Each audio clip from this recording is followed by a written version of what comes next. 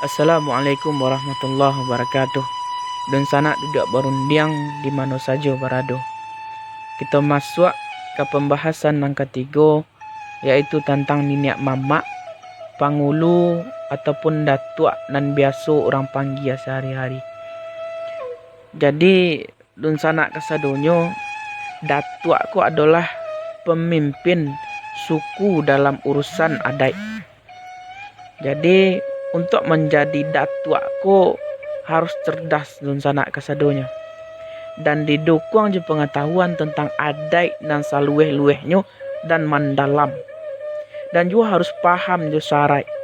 Dan tentunya disertai dengan ilmu pengetahuan lainnya. Kalau indak mudah itu, yo akan merusak dun sanak.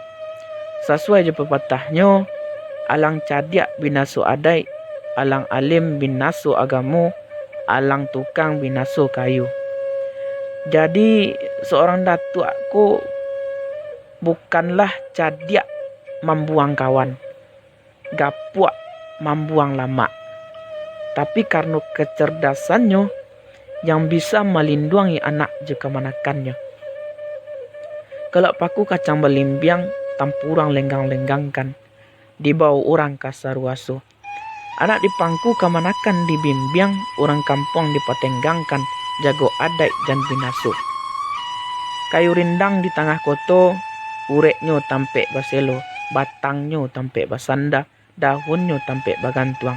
Bungonyo perak saruaso, bungonyo ambiak kasuntiang, buahnya boleh dimakan.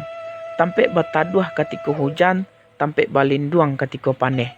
Baitu peranan datuk di Minangkabau dun sanak kesadonyo.